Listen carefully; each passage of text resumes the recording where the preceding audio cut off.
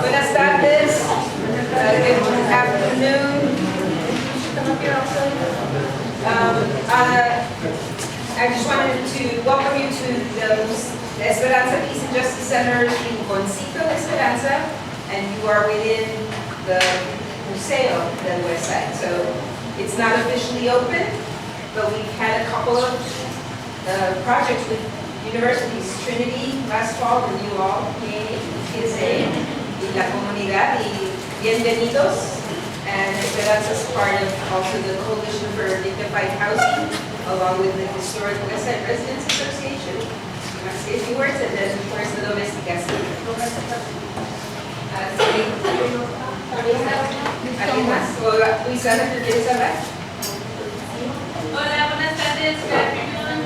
Somos de Coalición por una Vivienda Digna y orgullosamente with our team, con nuestro equipo y pues las compañeras de Domésticas Unidas y junto con todos nuestros compañeros que hacemos trabajo de vivienda en el Westside. Texas Housers is here, District 5. We have one of our representatives from our funders, Cristina Ordonez with Methodist Healthcare Ministries, and of course our good friends with Pueblo Over Profit, the Director of Community Land Trust. It's such a beautiful outpouring of community support here for this effort, this collaboration that we did together with rising leaders here at the university in urban planning, architecture. It was such an amazing project to be a part of, and I can't wait to learn from what your all's observations were based on our collaboration. And I'm Letty Sanchez, co-chairperson of the Historic Westside Residents Association, and I want to thank everybody for coming here. I'd love to thank the professors and the students of UTSA who have joined our community and are part of our community. Thank you for all the work that you've done, and I want to point out one of our residents here that are, you all are from Monterrey Street or Montezuma. That's right. So they're involved in the study as well, so we're happy to have you here. And just thank you all for being here, and I don't want to take any. Well, but the important thing is we're really excited that the university got you into the community. You're going to get a grade and then you're going to disappear. No. This is a lifetime commitment, right? Como residentes, right? It's like you're doing a project, but we invite you to continue to participate with all of us because it's important to hear your voices, to have your energy, and we learn from you, you learn from us, and you build a better world. This is just the start of many projects in the future because we're hoping that, I know a lot of the professors have been applying for different funds for grants for other studies, so we're hoping to continue all of the work that we just started this semester with UTSA, although Professor Esteban has already been working in our community since before this semester, so we're looking forward to more work together. Thank you. So to our favorite professors at UTSA.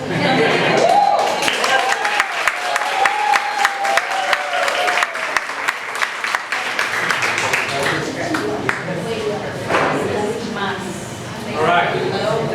Yeah. Thank you so much again for being here. Gracias por venir. This is, a very good transcendental moment for us, for our program for urban regional planning. We're a young program, but we're a committed program to, social justice, racial justice, environmental justice, And that's why exactly we're here. So I'm very glad that we got to do this. I'm very thankful for the students and the community that opened their doors for us. They made us feel that we're parte de su casa, we're still at home with them. So it's been great to work with you all. Today we have a presentation. It's a little bit long presentation, but we're trying to move efficiently and fast through it. Where we're going to be talking about what we did this semester, the students, what we were engaged with. As Graciela said, the work is not still being here, so this is just an update of this long-term project that we have on creating more resilient, seeing our neighborhood and how we can move forward into those work. So Sarah's been the masterminding, helping with everything behind the scenes. So I'm very thankful for you, Sarah, to take on this instructor position for this semester, and please explain us what's going on today. Yeah, so thank you, Dr. Lopez Ochoa. I am a PhD student at UTSA in applied demography, so I'm a bit of a nerd with data, but I also am an urban planner by training, so that's how I wound up coordinating this course. We had a lot of fun. As a class, you'll see kind of what we've been working on, and I'm very excited to share this work. Community planning is near and dear to my heart. I think if you're a planner, if you're thinking about the future of a place, you cannot do that from your desk. You cannot do that from a building downtown. You have to be out in the community, learning from the experts who are the community residents. So this was a great experience for us, and I will turn it over to Kim.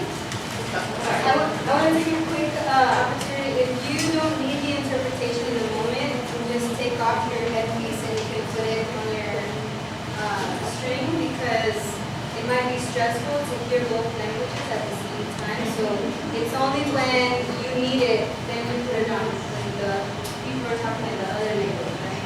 So si tú no lo necesitas, te lo quitas solamente si lo necesitas, porque es estresante escucharlo en los dos idiomas, nada más. Thank you for joining us today. We are excited to share our work with you our past semester. We would like to thank all the community partners who helped us with this project, especially all of those who helped conduct the housing survey and gather the data. I would like to walk you through the background and purpose of our study.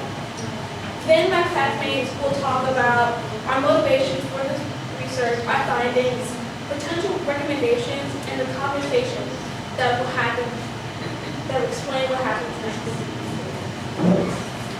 We will continue quickly moving through the slides for the sake of time, but we hope this can be a document that can be used in the future.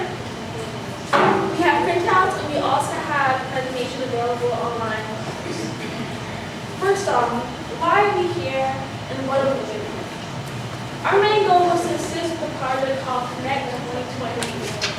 This is a joint project with UTSA, the Southwest Research Institute, and the Historic Westside Residents Association. The primary investigator for the project at UTSA is Dr. Esperanza who guided much of our work along the way. The semester was divided into 3 phases. First, we all went as a class to complete field work with promoters. From the Historic, it get worse. From the Historic Westside Residents Association, Esperanza, Peace and Justice Center,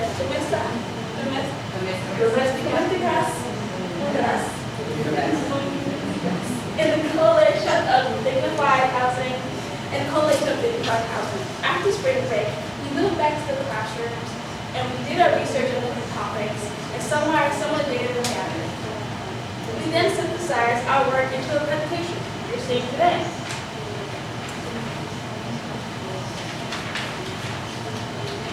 Our main point of this presentation is to share some initial housing survey results. Next, we will summarize existing research about neighborhood inequality, code enforcement, demolitions, and how housing quality can affect health.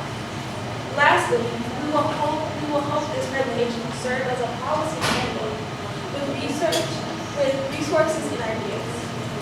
Now I will pass it off to my classmate, Ika, and he will describe some of our major motivations in this research.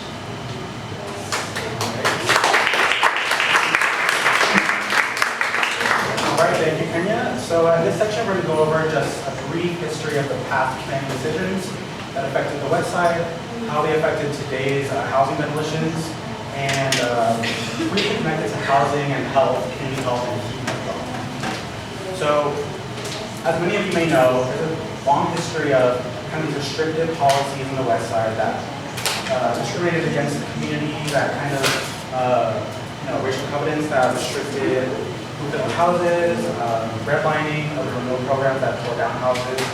And in response to this, there was a big spirit of community activism and resistance to kind of combat those policies that were very unfair and ignorant. But despite all of that resistance and activism that has been successful, there's still a legacy today of inequality on the West Side.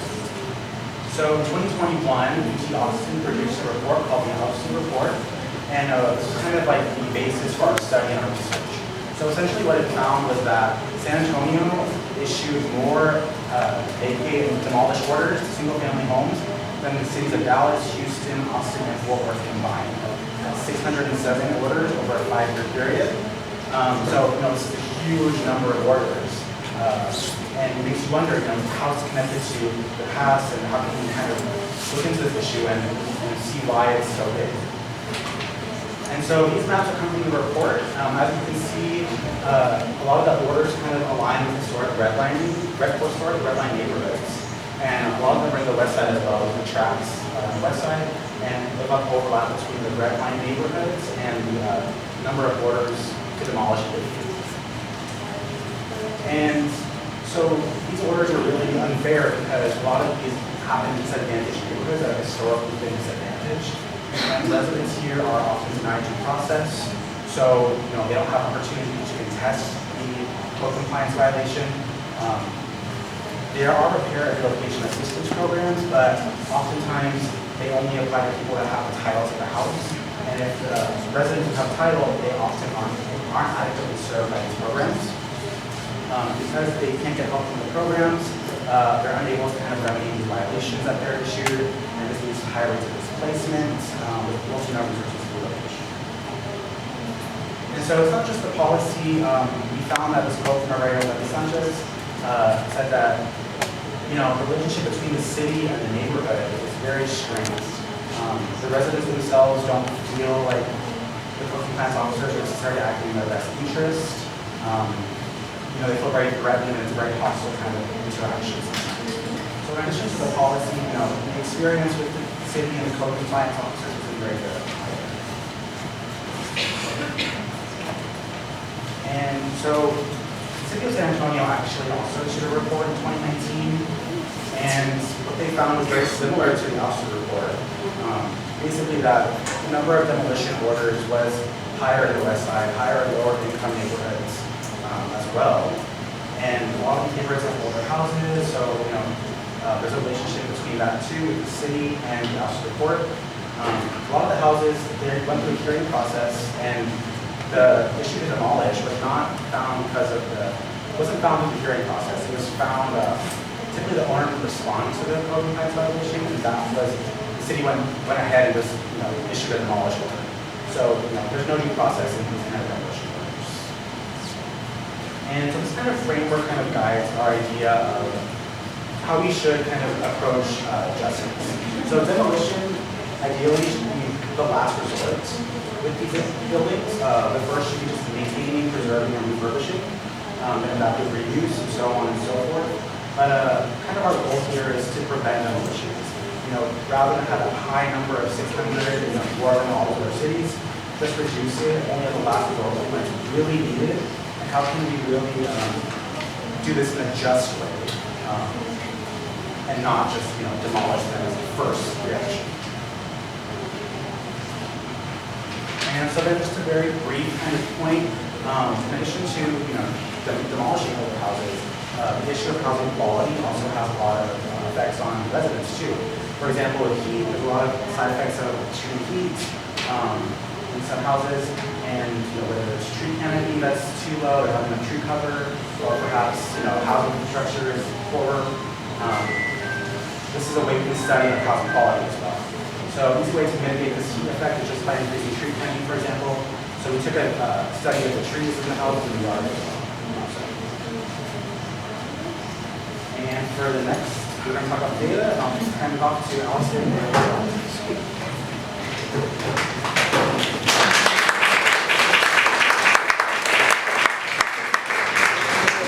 Okay, thank you, Nico. So I'm going to talk a little bit about the data from our surveys, and I'm going to move kind of fast through it because of time. So this is the area that we surveyed. So outlined in black, you can see is the historic Westside Neighborhood boundary, and then in yellow are the blocks that we went to survey. And we went out from January to April, and we surveyed about 381. And then so the elements that we looked at the landscape, we looked at foundations, windows, roofs, exterior wall, and it's just from the sidewalk level, and it's also what the code enforcement officer would also be looking at. And so this next slide, it highlights some of the most severe ratings for the homes. So we can see that gutters and drainage, also foundations, and then the exterior walls were some of the most rated severe. And then so this, it shows the range of homes. So for each home we looked at, we rated them from 1 to 10, 1 being the worst and then 10 being the best. And so our range is, it was mostly higher, so around a 6. And so this is just an example of a home rated a 1, 1 rated a 6, and then a 10. And so this just shows population density. So as you're entering the neighborhood of Guadalupe Street, it's the most dense. It's the most dense, and that's also because there's many apartments. Because what? Can you please speak loud? Okay, so as you enter the neighborhood from Guadalupe Street, it's most dense, and then also the majority of residents are Hispanic, so 7 out of 8 individuals are Hispanic or Latino. And so this just shows gross rents and income. I'm sorry, this just shows income. So for the area of study, residents make around $28,000 less than the overall city of San Antonio. And so this shows rent. And so 2 out of 3 households are renters, and income and rents are higher as you move towards Zamora Street. And this is the land use in the area. So mostly single-family homes with commercial being in red along Guadalupe Street, Zamora, and Commerce Street. And then the industrial areas are in purple. And then you're also going to see Slow down and start this slide. You got time. Okay. So the majority of homes here are single families, and the red are commercial zones. So you can see them on Zamora, Guadalupe, and Commerce Street. And then the purple are industrial zones, while civic and institutional, like schools or educational facilities, are in blue. And then also the green is park space. So you're going to see a lack of green, which means a lack of park space. At the cemetery. Is that green space right there? It's a cemetery. Yeah. It's a lighter color. It's like a summer color, but I didn't mark it.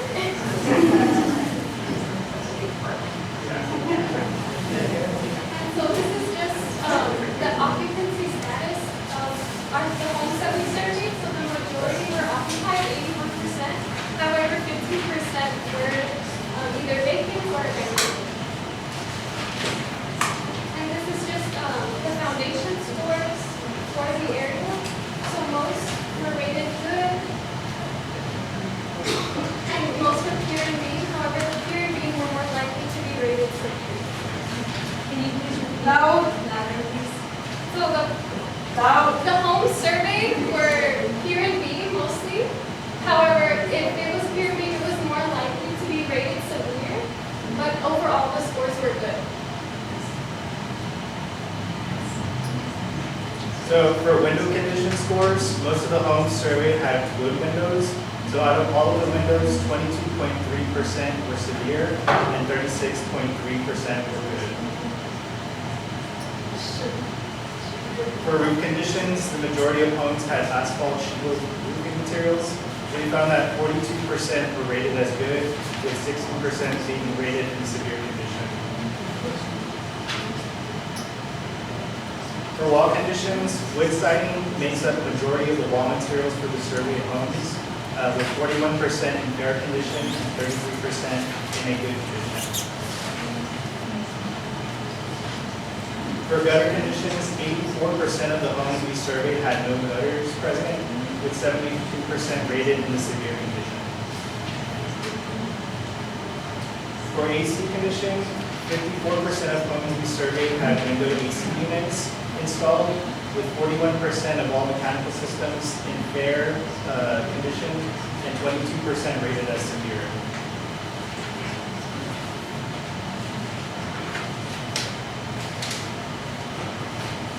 For fence conditions, 65% of homes we surveyed had chain link fences, with 42% in fair condition and 39% in good condition. For landscapes, the landscapes for most homes had grass and trees present, with 44% falling in fair condition. For landscape? So landscapes, most homes had grass and trees present, so 44% fell in fair condition, and 26 were rated as severe.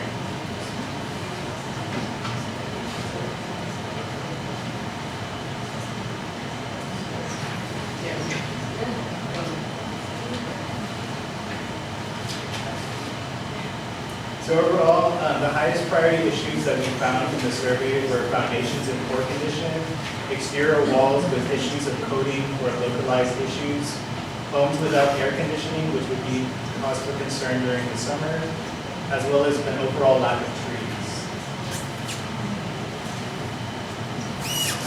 So this map, unfortunately, demolitions are still occurring in the neighborhood. So within the map, this shows all the demolition permits submitted to the city from 2020 to 2024 that fall within the Historic Westside Neighborhood boundary. 8 of the 24 total demo permits of the West Side fell within our study area of the survey blocks in yellow. So while demolitions are still happening, people are still applying to rehabilitate their homes. So this map just shows the total amount of residential home repair permits, which includes foundation repair, mechanical repairs, re-roofing, and residential fence repairs.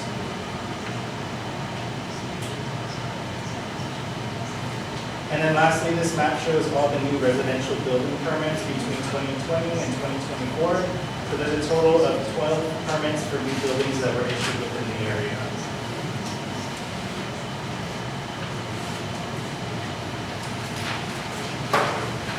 So now I'll pass it over to my classmates, Sophia, Brooks, and Kayla, who will talk some more about some of the policy proposals.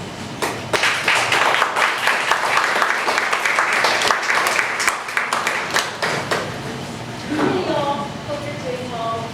So as we've been working on this all semester, we are definitely super excited to share with you some of the ideas that come up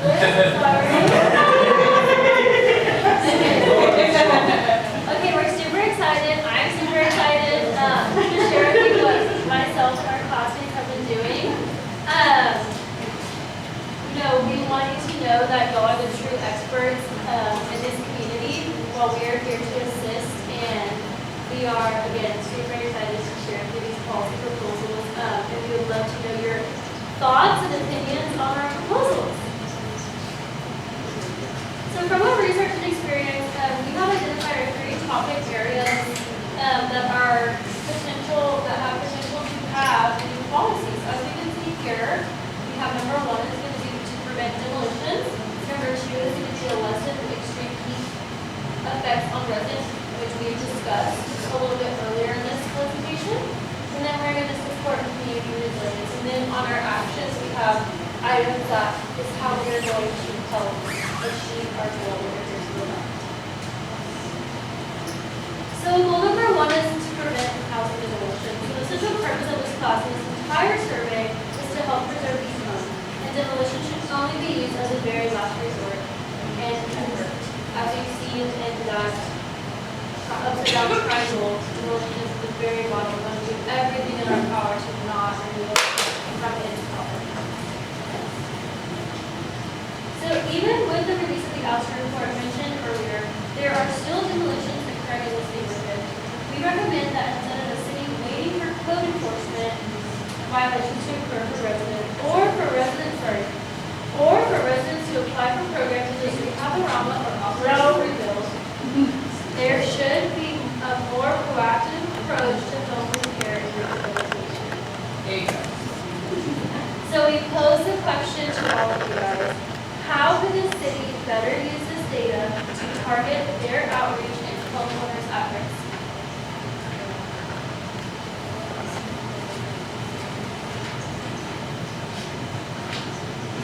So as we can see here, code violations were disproportionately impacting our historic homes in this neighborhood.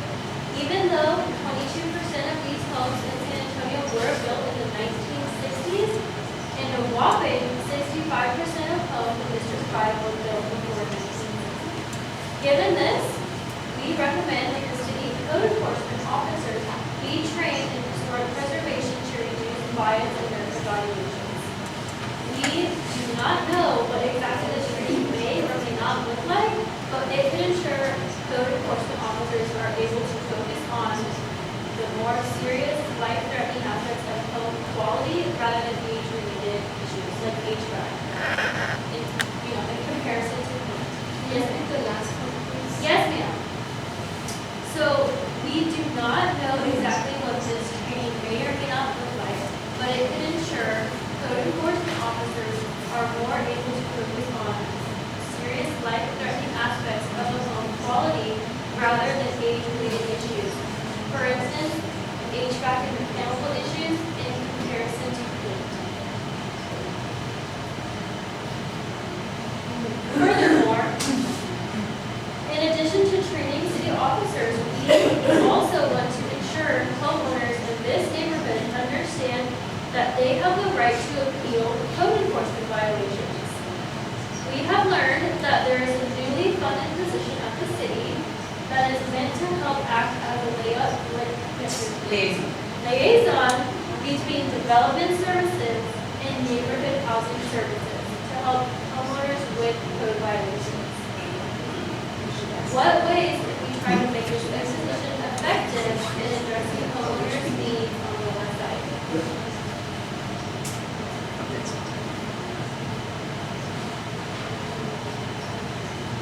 We know many homeowners have also had the issue of applying for city services due to issues of title or their home or the lack of home insurance. We saw from the Ouster report that the federal Community Development Block Grant funds had previously been used to fund code enforcement operations at the city and are currently still used in the neighborhood housing services development.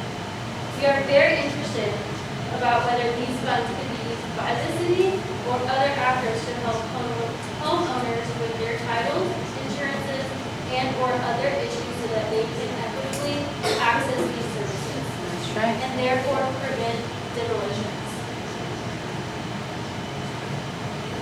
And lastly, for our homeowners, we've heard from several of you guys that they are often targeted by door-to-door salesmen or real estate companies attempting to purchase your homes. We suggest creating some sort of resource for homeowners that they know their rights in sales transactions. They should also get at least 3 bids for any repair project and make sure they read the entire contract before they sign, or even on an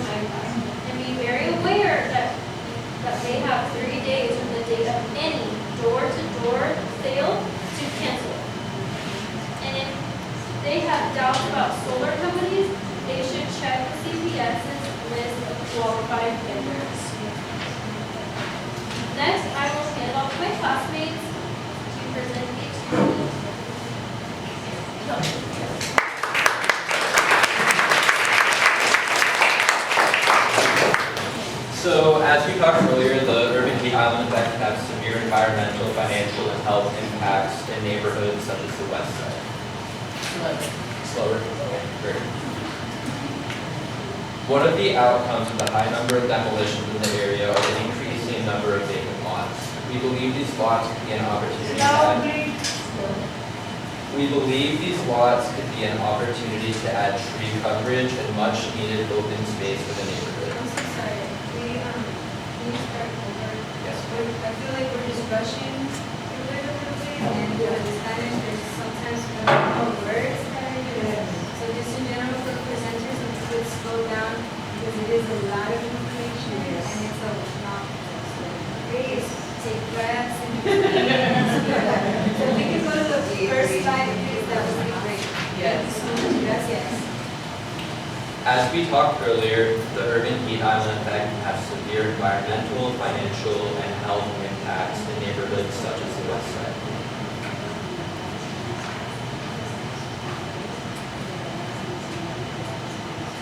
One of the outcomes of the high number of demolitions in the area are the increasing number of vacant lots.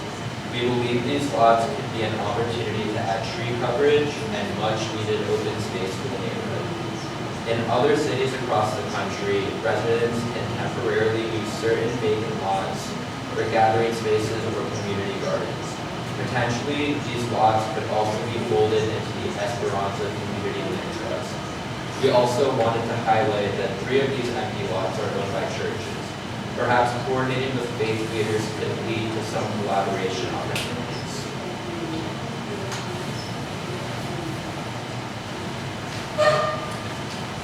This slide shows an example of what a vacant lot could be used for, even if only temporarily, as a community garden and gathering space, while also reducing the effects of heat on residents.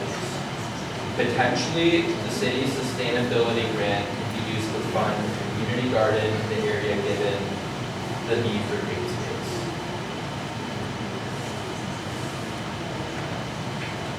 In a city as hot as San Antonio, air conditioning can become a matter of life or death, not just convenience. Based on our survey and some additional data, we found that 65 of the parcels we surveyed had inadequate air conditioning, and some of these parcels are within high heat areas. To better address the cooling needs of the population, we suggest advocating for a rebate program from CPS Energy, but you probably have other ideas. What else do you think could be done to adequately cool the population? And now I will pass it on to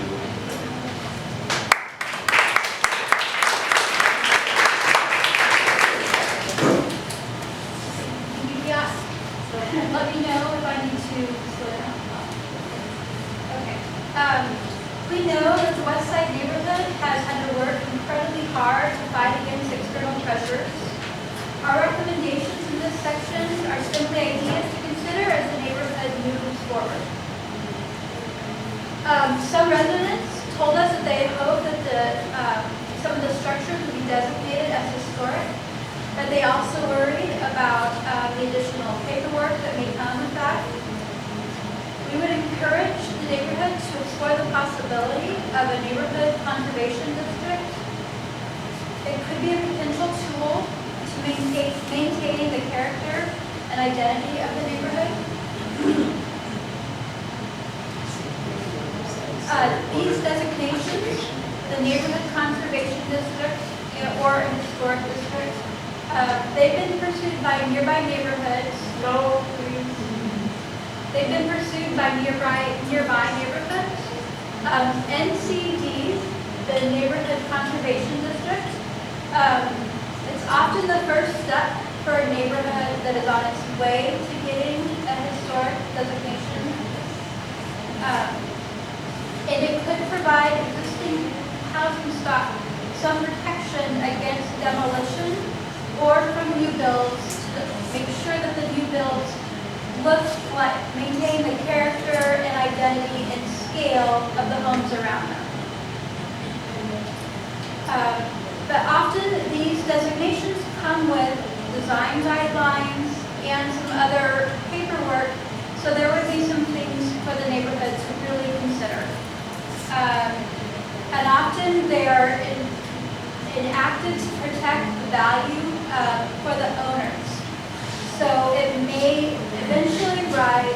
the rising property values.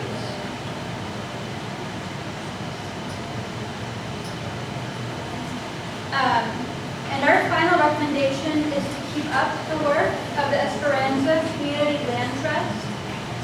We know that this will be an incredible opportunity to focus on people who earn less than the typical government affordability programs. And the inclusion of the Demolition Prevention Fund will be invaluable to residents as well. We'd also like to congratulate them on receiving some new funding that I guess came after Friday.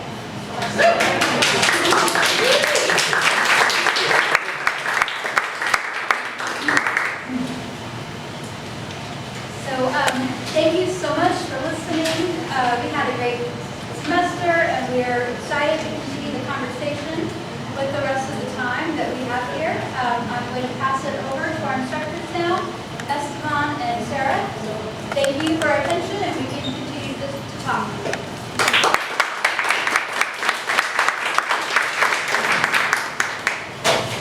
Awesome. So thank you to all of the students. Thank you for presenting that. And thank you to the interpreters for taking what we've said and translating it. Even though our semester is finished, we know, as Graciela was talking about earlier, this work continues. We're really hoping to have a conversation with all of you to learn about what you think about what we presented today, some ideas for the future, and hopefully this can be a brainstorming and jumping off point for some different ideas. Yeah. So as a way to summarize what we did today, I know we just dumped a lot of information on you almost. So let me just take 1 minute to wrap up what we just did. So we can just start a conversation from there. And then we can just open the floor to anyone that would like to say something about how can we move forward? What can we do? Not just to stop here, but to make our neighborhood more resilient. In that sense, the first thing that we did, bigger thing that we did, was to create this housing condition survey that and went through the neighborhood looking at those housing conditions of areas that we thought were more important to survey first. Prior to this, we had done a model, a computer model, to tell us what homes were looking like they were going to be demolished or getting a demolition order. And we contrasted that information with the community, and so we started doing the surveys through Guadalupe Street first, and then we started moving up north in the neighborhood. Right. We did almost 400 surveys, so we had a wealth of information that we couldn't really present to you all succinctly. This is the best we could do in the time, but there's going to be a full space virtually and in paper where we're going to have that documentation for you all to be available. We know how the foundations are, the roof and windows and all those things, and this is not going to stop here. I think we're going to be finding new ways to continue the work so we can hopefully have what's going to be the first community-driven housing inventory of San Antonio, to my knowledge, at least. So that's the first bigger thing that we did. Then the students took up the data and they were able to show you that some of the more important things that can be done sometimes are, for example, fixing gutters. Gutters, or canaletas, or canalones, are those things that bring the water and try to shoot it out of your home, or at least your foundation. Almost all of the homes that we surveyed didn't have gutters. And if they don't have gutters, the water goes down the property, damages the foundation, and creates a lot of more bigger problems, right? So that could be something that we can think more clearly how to do, but there are also other other problems such as roofs, and people not being able to change the roofs because there's no home insurance and there's a tree on top of the home. I remember that one. So there's many other situations where we need to hear from you all what are the obstacles so we can move forward and find new ways to do it. And I'm so glad that some folks in the city are here, that we can maybe shift the mentality from previous ways of doing things in which we can go after neighborhoods or neighbors that have specific conditions. We know now what they need. We exactly know what they need. 400 families, we know what they need. So we can now go after them and try to say, hey, we were told by the community that you may need this. Is this true? How far away, how far along this is? How can we help you with this? Right? Instead of waiting for them to apply, because as you know, they have a lot of jobs, they may not know how to do that as well. So that's something that we can really focus the conversation on. So as we said, this part is not going to stop us here. We have been doing the sensors, which is something that we just started as we did it on the 2nd and 3rd week of April. We have 17 homes in the neighborhood with indoor and outdoor temperature and home quality and air quality data that they're going to be collecting, and we hope that. Yes. Yeah, I know I got myself. So we have 17 homes with sensors across the neighborhood. Those homes have sensors inside and outside of the homes because we know that housing conditions are important to shield you from the elements, and we want to know to what extent that's the case. So that's why we have inside and outside air quality and temperature sensors. We just installed those sensors a couple weeks ago. We don't have a lot of data to present today, but what we can say is that there is going to be a substantive difference between air temperatures outside and inside, and air quality outside and inside of those homes. And that's going to get worse as the home condition is also worse, right? So we hope to use this data to advocate for really showing how bad it can be for our family to withstand the summer without an AC unit, or just with one window AC unit or two window AC units. So we really hope to talk with you all about what can we do in that regard as well. And in August, we're going to do another meeting to show you the data from the sensors and to explain how can we move forward now that we have that situation. So this is the questions that we have for us today. So maybe we can start with the first question, and maybe you can take it away, Sarah. Yep, and I will take notes. I do have one of the translators, so for those of you who speak Spanish, you can tell us your thoughts. I'm going to take some notes over here so you can see what we're hearing as we hear you. But yeah, does anyone have any thoughts, initial reactions?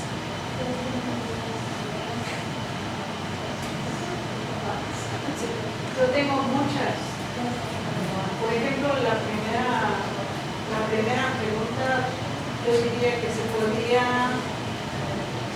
llevar a la ciudad al concilio, a todos los concilios del resultado. Otra, también se invita llevar al concilio el resultado. Y también a la misma comunidad que fue encuestada. Pienso que eso los haría conscientes, porque dicen, eso fue lo que pasa, yo estoy dentro de esa encuesta o dentro de ese resultado. Los haría más conscientes de la problemática, de lo que debe hacer, de lo que se necesita hacer. Eso es lo que yo pienso que se debe hacer. Y en la segunda, ¿qué falta? Exacto, falta a la gente, la comunidad de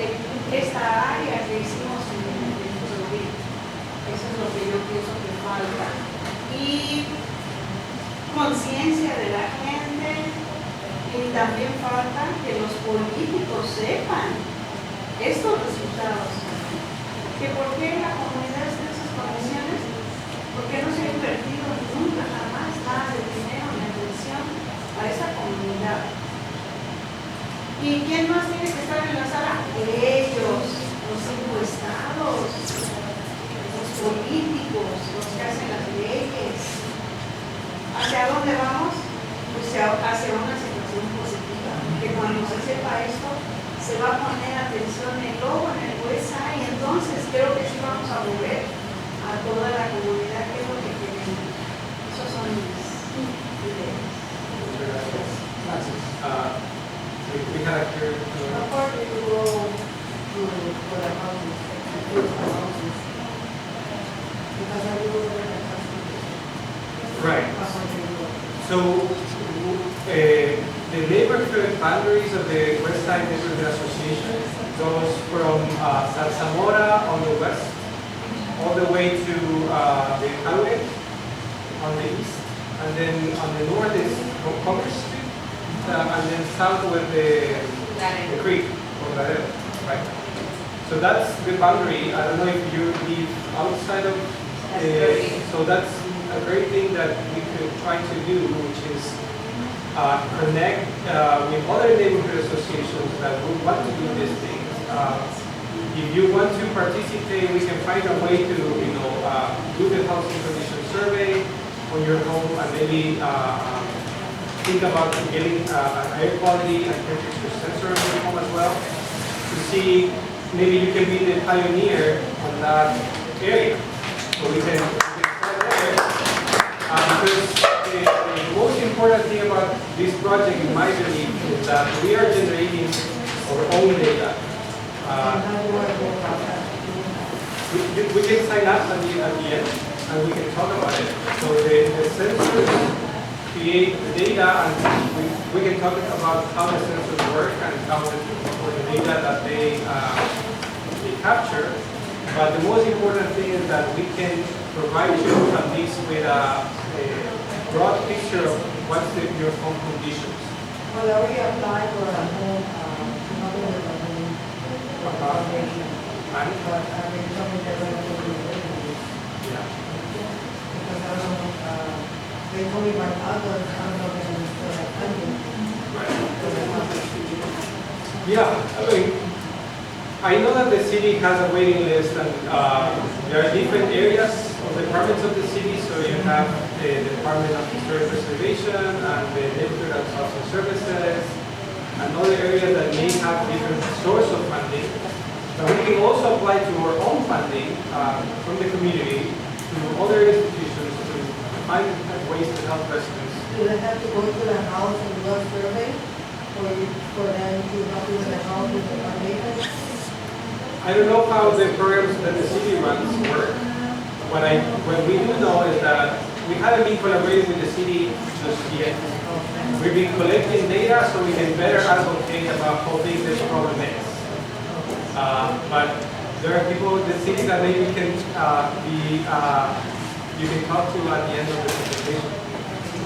See how that works. But at least we can provide an assessment of your home and some sensors so you can know how your home is allowing you to shield yourself from the elements. For example, the people that have sensors inside their homes know if the temperature or the air quality of their home inside is good or not. That can sometimes help them to say, hey, I really need to open the windows right now because the air quality inside is too poor. And those heat and air quality are visible killers.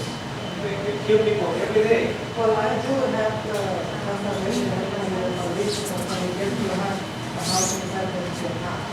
Right. Even if it's in the windows, it still gets hot because of the humidity. And when the temperature is so high, there's no air coming in. Right. You know, and right now I'm not working, so I can't use the AC because I'm gonna paint. I love it. So, Do you have trees around your house? So that's something that we could start off with, is to get trees planted around your house to give a little bit of shade. From that exhaustion. Yeah. So, thank you for that. I hope we can keep talking. But I'd like to open the room also to anybody else that wants to say or have any reactions to the presentation or any ideas on how to move forward.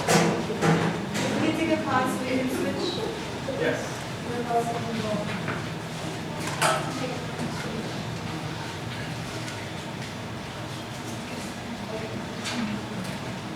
¿Alguien más? ¿Alguna idea? Something else? I have a question pertaining to how can we collaborate with the city? How can the city collaborate with us? I mean, we talk, but the city seems to have more interest